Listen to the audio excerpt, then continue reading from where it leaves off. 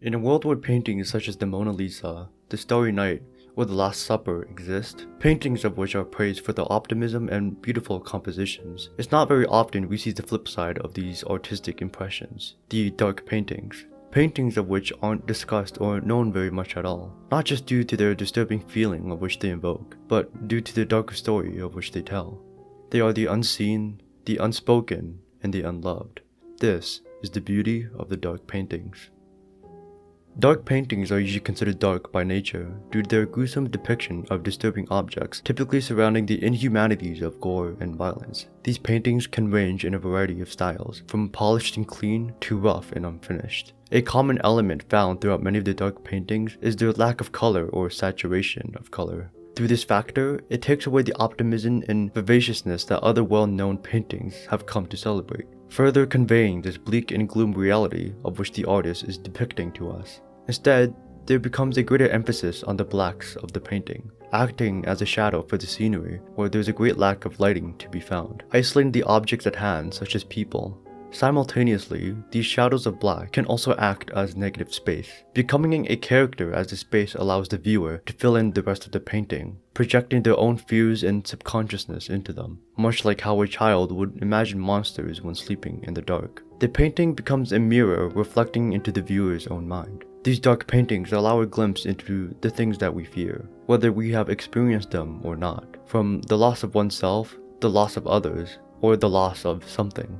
Too often do we shed away from the things that make us uncomfortable, shunning those who dare to expose us to such a feeling. This is where the strength of the dark paintings truly come to shine, their ability to convey emotions we often shy away from. These emotions are part of a greater story of which the artists are trying to tell from within the boundaries of their canvas, sometimes becoming a critique on our reality. It is oftentimes not enough to depict reality as it is, but as it feels. Seeing things as they are sometimes aren't enough to convey the feeling or message of this moment, as more often than not, these dark paintings were the result of the artists expressing their inner demons and tragedy. Take Human Frailty by Salvatore Rosa, for example.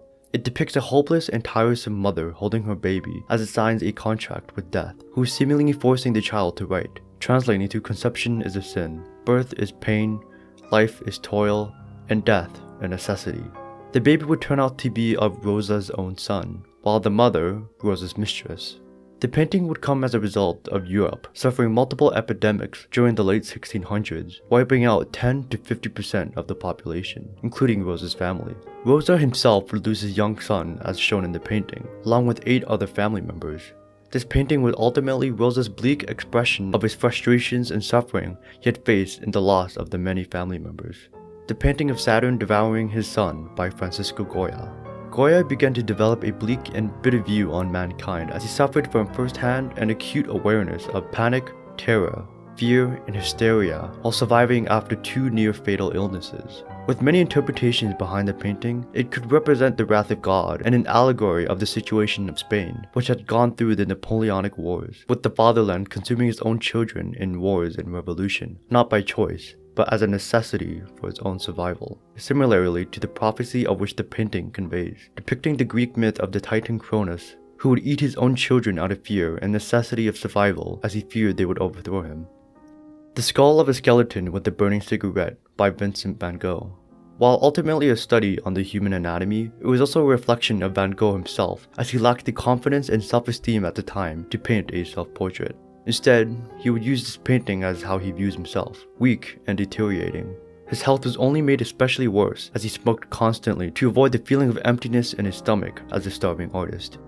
Christianity also played a prevalent role in many of these paintings as well, as there would be depictions of dark moments from biblical stories. The Massacre of the Innocents by Peter Paul Rubens. It depicts a biblical massacre of the innocents of Bethlehem, as related in the Gospel of Matthew.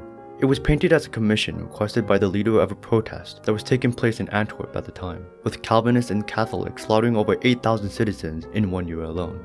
The painting was intended to act as propaganda to tell of the Spanish atrocities against the Dutch people.